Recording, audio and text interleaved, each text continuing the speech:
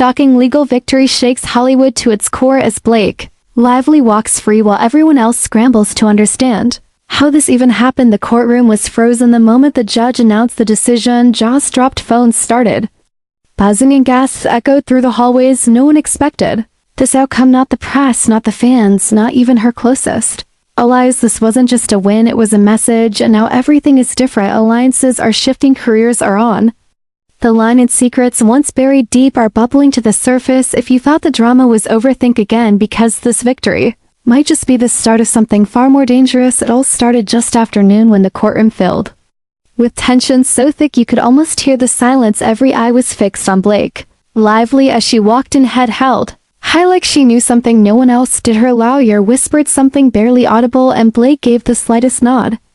But that nod meant everything. The opposing counsel looked rattled. They had come in confident. Files stacked, witnesses prepped, press waiting outside for the win they thought was guaranteed. But within minutes, the air shifted. Suddenly, one of the prosecution's key witnesses was declared inadmissible due to a technicality that no one had anticipated, not even the legal experts watching the live stream. The judge's tone was sharp yet deliberate, citing precedent and procedural flaws that crumbled months of preparation. Blake never flinched. She sat still, silent, but her eyes locked onto the judge like she was already seeing her freedom unfold. And then came the real shock. Her team produced a sealed document dated months earlier, one that had never been mentioned in any pre-trial discovery. The courtroom buzzed with whispers as it was opened and read aloud. It was a signed affidavit from a private investigator contradicting nearly all the claims made against her. The document had weight, it had credibility, and worst of all for the prosecution, it had timing that lined up perfectly with the missing pieces they'd been struggling to connect. The judge reviewed it carefully before setting it down and calling for an immediate sidebar. What happened during those few hushed minutes is still a mystery, but when the judge returned and looked directly at Blake, the words that followed flipped the case upside down. This court finds insufficient grounds to proceed with the charges. And with that, Blake Lively stood slowly, turned to her team, and smiled, not smugly but like someone who had just survived a hurricane and somehow stayed dry. Meanwhile, outside the courthouse, chaos erupted. Reporters rushed to get statements, fans screamed in disbelief, and the internet exploded with theories. Was this really justice, or just another example of celebrity power overriding the system? And deeper still, what did this mean for those who testified against her? Were they lying, or were they used and discarded as pawns in a much bigger game? As Blake got into her black SUV and disappeared from view, questions multiplied. What will she do next? Who helped her pull this off? And is this legal victory the end, or only the beginning? Because in Hollywood, nothing stays buried forever, and today's shocking win may have just exposed the darkest secrets yet to come. As the dust settled from the courtroom bombshell and Blake Lively vanished behind tinted windows, the world outside struggled to catch up to what had just unfolded. Camera crews chased her motorcade through downtown, desperate for a glimpse of the woman who had just rewritten the rules of Hollywood justice. Inside newsrooms, editors screamed for rewrites. Reporters clutched their phones, updating headlines in real time. Blake Lively cleared of all charges. Judge dismisses case. Explosive new evidence ends trial abruptly, but none of them had the full story. Not yet, because behind that sudden victory was a storm of secrets, cover-ups, and quiet betrayals that had been building for months. Hours later, social media was in meltdown. Trending hashtags included Blakegate, Hollywood cover-up, and how did Blake, and fans were divided. Some cheered, celebrating her strength, her resilience, her calm under pressure, while others called foul. Certain this wasn't a win, but a strategic play executed with surgical precision. Some even claimed the affidavit had been faked, planted, or forced into the case by someone high up. Someone with connections powerful enough to override the prosecution's entire narrative. Inside the prosecution's office, chaos ruled. Legal assistants were shredding documents, making panicked phone calls, and demanding to know how such a crucial document had been missed, or more importantly, how it had even been allowed. And one junior prosecutor was overheard saying this wasn't a loss, it was sabotage. Meanwhile, the lead attorney had gone silent, refusing to comment, refusing to face the cameras waiting outside. But rumors leaked quickly. Someone from their own team might have switched sides, a mole who'd been feeding Blake's camp information from day one. And that's when the speculation hit another level. How did Blake get this affidavit when no record of it existed in the court's database until this morning? Why did the judge agree so quickly to dismiss after seeing it? Who was the mysterious investigator, and why did they come forward now? Sources close to the Case began whispering names, powerful figures in media business, and even law enforcement people with motives to keep Blake out of jail, and others who wanted her destroyed, but no one expected what happened next. Late that night, a private account leaked what appeared to be surveillance footage from inside a high-end Beverly Hills law firm. The video showed a masked figure slipping a sealed envelope into a legal assistant's bag, the same assistant who had mysteriously resigned the morning of the trial. People were now connecting dots fast. Was this person the mole? Were they the reason the affidavit made it to the judge? Was this all a setup, months in the making? And if so, then who was really pulling the strings? Blake's team remained silent, issuing a single statement that read, "Justice spoken. We respect the court's decision and have no further comment." But behind that polished line, sources confirmed her inner circle was already moving quickly, calling in favors, hiring new security, and locking down any loose ends, because they knew the fight wasn't over. They had won the battle, yes, but war was brewing, one that could turn allies into enemies and expose secrets that not even Blake herself was ready to face. Because if this mystery affidavit was real, then it meant someone else had been watching, someone with access to everything, someone who knew exactly when to strike and how to make sure Blake walked away untouched. But at what cost, and with whose help? As the city buzzed with confusion, rage, and disbelief, Blake Lively remained hidden, her location unknown, her next move unpredictable. But behind closed doors, meetings were already being held. Emergency calls went out to crisis PR firms, law enforcement agencies, and private intelligence contractors. The people who lost this case weren't taking the defeat lightly, and those who stood to lose even more weren't going to sit back and watch Blake regain control. The courtroom might have gone silent, but the war for the truth had just detonated into something darker. Meanwhile, a high-level source leaked something even more disturbing. The judge who dismissed the case had received an anonymous package just 48 hours before the trial. Inside it were photos, emails, and time-stamped documents implicating several witnesses in perjury and potential bribery. None of this was disclosed to the public, and none of it was submitted formally to the court, yet it clearly influenced the judge's tone the moment the trial began. Did Blake's team know about this? Did they orchestrate it? Or was someone else manipulating the outcome from the shadows? At the same time, one of the prosecution's key witnesses, a former friend of Blake's who had testified against her, disappeared from their alley apartment. Neighbors said they hadn't seen them in over 3 days. Police claimed there was no official investigation, but people were already speculating that they had either gone into hiding, or worse, the media turned ruthless, replaying footage of their tearful testimony, dissecting every word and frame. Now seen under a very different lens. Were they lying from the start? Or were they forced into it? Was their disappearance a coincidence, or a calculated move by someone who didn't want them talking any further? The press tried to corner Blake's husband Ryan Reynolds outside a private gym in West Hollywood, but his response was cold. He said only no comment before slipping into a black SUV, but body language experts watching the clip noted how tense he looked. How unlike himself. The pressure was clearly building, and now insiders were leaking that even those closest to Blake were starting to crack. One former assistant came forward anonymously, claiming that in the weeks leading up to the trial, Blake had become paranoid, obsessive, and erratic, constantly checking her phone, refusing to speak with longtime friends, and demanding total silence from her staff. They were instructed not to speak to anyone without a lawyer present, and their phones were confiscated during sensitive meetings.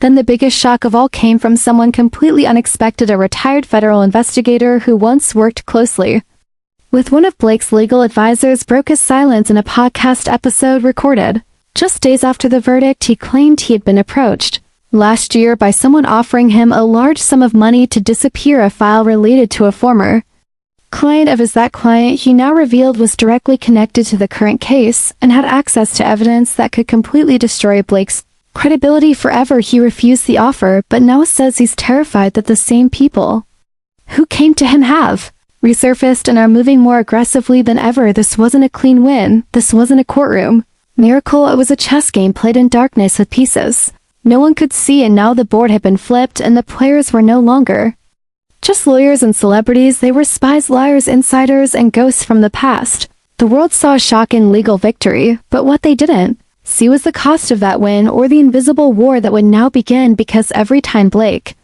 Lively steps out in public, now she's not just a celebrity. She's a target, and every step she takes may lead to the secret that could unravel everything. As the days passed and the media storm refused to settle, deeper fractures began to form. Behind the polished surface of Blake Lively's so-called victory, the silence from her camp grew louder, more unsettling each hour that passed without a statement or appearance fed the growing belief that something far bigger was unfolding in the shadows. Investigators hired by rival legal teams began to dig, not just into the case but into Blake's past, into every associate, every former employee, every sealed document that could provide even the faintest trace of motive or manipulation. And that's when they found it, buried in the archives of an obscure firm in New York. A digital trail emerged linking Blake's current legal advisor to a financial shell company that had made a quiet transaction just weeks before the trial started. The recipient of that payment was tied to a known private investigator, the very same name that had appeared on the explosive affidavit that derailed the entire prosecution. Suddenly, everything made sense, and yet nothing did. Was the affidavit planted? Was it blackmail? Was this why the judge had folded so quickly? But when reporters attempted to trace the funds further, the trail went cold, shut down by anonymous legal orders and sealed warrants. Within hours, the judge's own record was suddenly put under a microscope. Law students, bloggers, and amateur legal analysts flooded the internet with theories, accusations, and disturbing discoveries. One case after another showed a pattern of last-minute decisions, suspicious dismissals, and sealed evidence, all tied to high-profile clients with powerful backing. Blake wasn't just lucky. She was part of a system that had been engineered to protect its chosen few, and now that system was starting to crack under the weight of its own secrets. Meanwhile, those closest to the investigation started to disappear, not physically but from public view. Accounts went private, phones disconnected, messages left unanswered. One court reporter who had been covering the case from the beginning posted a cryptic tweet that simply read, "I've seen too much," and then vanished from all platforms altogether. Another insider was found in Mexico under a false name, refusing to speak to anyone about what he'd witnessed, calling it career suicide. Even mentioning it then, something unthinkable happened. A hacked voicemail was leaked, allegedly left by one of the prosecution's former staffers. In it, a voice is heard saying they knew from the start they couldn't win, that someone upstairs had already made the call, that this trial wasn't about guilt or innocence. It was about sending a message to anyone who thought they could take on Blake. And when the voicemail ends with the voice breaking down into silence, followed by a single phrase whispered in panic, "They own everything." But who were they? Who was really behind this sweeping cover-up, this massive legal reversal that had turned a near-certain conviction into a dramatic walkout? And what did they want to protect? Because the more layers were pulled back, the more it became clear this wasn't just about Blake Lively. This was about a network of influence that extended far beyond a courtroom,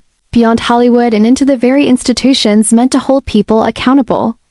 And if that's true, then her victory isn't just shocking, it's terrifying. Because if someone like her can walk away untouched, what does that mean for the rest of us? And as the public begins to wake up to the truth, one question remains louder than all the others: who's next? While the headlines continue to spin, Blake Lively clears her name. Shocking verdict rocks Hollywood legal system in turmoil. The real story was no longer in the courtroom. It was now unraveling in dimly lit backrooms and encrypted messages shared between people who once thought they were safe. One of the most alarming developments came when a whistleblower inside a prominent LA law firm handed over a flash drive to an anonymous journalist, and what was on that drive would flip the narrative upside down. Inside the files were internal memos, call logs, and correspondence between legal consultants and unnamed officials, revealing coordinated efforts to suppress evidence that would have worked against Blake. The documents detailed conversations about delaying subpoenas, rerouting discovery requests, and quietly discrediting witnesses before they ever stepped foot in court. The team had even compiled psychological profiles on jurors during the early selection process, something that's not just unethical but borderline illegal. And still, despite everything, no one dared confront her legal team directly, because now it was becoming frighteningly clear this case had outgrown the court system. This wasn't about a single affidavit or one misstep from the prosecution. This was strategy, deception, and manipulation orchestrated with chilling precision by a force that seemed completely untouchable. And for every question answered, 10 more exploded into view. Why did a senior member of the district attorney's office resign 2 nights before the trial with no explanation? Why did a key security camera in the courthouse go offline for 17 minutes during the critical evidence review? And why had 3 separate witnesses suddenly withdrawn their testimonies, citing vague personal emergencies? Rumors spread that hush money had exchanged hands through foreign accounts tied to real estate firms in the Cayman Islands that Encrypted emails had been intercepted hinting at threats made against families of key players and that a powerful PR conglomerate had been hired specifically to monitor online narratives, scrubbing damaging content and planting misleading articles. To redirect the public's attention, this wasn't justice. This was digital warfare mixed with psychological operations, and the chilling part was it worked. But just as the machine seemed impenetrable, something unexpected occurred. A former friend of Blake's, a woman who had stayed silent throughout the case, emerged online under a pseudonym, claiming she had copies of encrypted chat logs detailing how Blake was tipped off months before the investigation even became public. According to her, Blake knew what was coming and began preparing her legal offense long before the first subpoena was ever served, not out of fear but because she'd faced this type of threat before and she knew how to handle it. The chats even included a mysterious code phrase that kept appearing again and again in messages between Blake and a shadowy figure referred to only as E-Lion. When decoded, the phrase translated to lockstep reversal, a term now being examined by cybersecurity experts and legal analysts.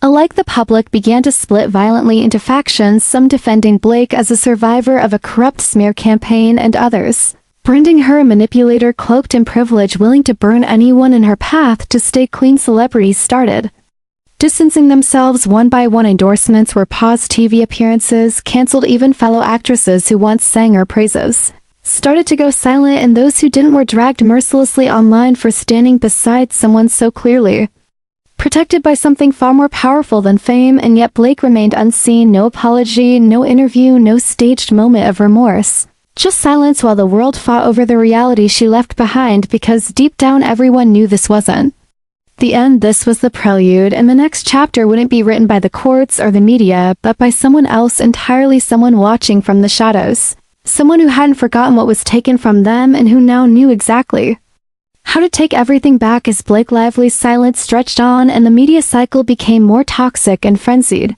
whispers of retaliation started to rise in places that once considered her untouchable. What had been a story of courtroom victory had now become something darker, something colder, more calculated. Backdoor meetings were happening all over Los Angeles. People who once smiled politely in front of cameras were now speaking in whispers behind closed doors. Every agent, every producer, every investor who had once fought to be in her orbit was now asking the same terrifying question: what happens if she falls? And what happens if she doesn't? Then came the drop. A 72-page document leaked on a foreign server and reposted across multiple darknet forums, quickly mirrored onto independent platforms before being stripped down by takedown requests. The file was simply labeled 3_confid. This wasn't just speculation, it was raw internal communications between media consultants, government aides, and offshore financial entities that tied back to events predating the trial by nearly 4 years. Emails revealed how specific journalists were groomed to steer the narrative. Legal threats were sent to silence certain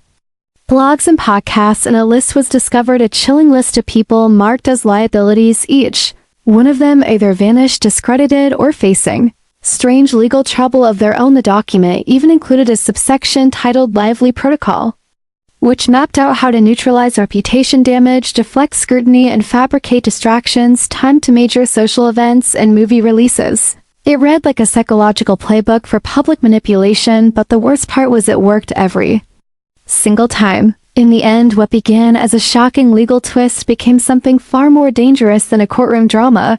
It became a mirror held up to a system built on manipulation, silence, and fear. Blake Lively's stunning escape from justice wasn't just a legal victory, it was a revelation of how deep the rot truly runs beneath Hollywood's golden surface. Every leak, every encrypted file, every vanished witness pointed to one undeniable truth. This was never just about her, this was about an empire of influence that protects its own, rewrites reality, and destroys anyone who questions it. And now, as the public clause for clarity and justice remains out of reach, the world must confront a terrifying question: what happens when truth is engineered?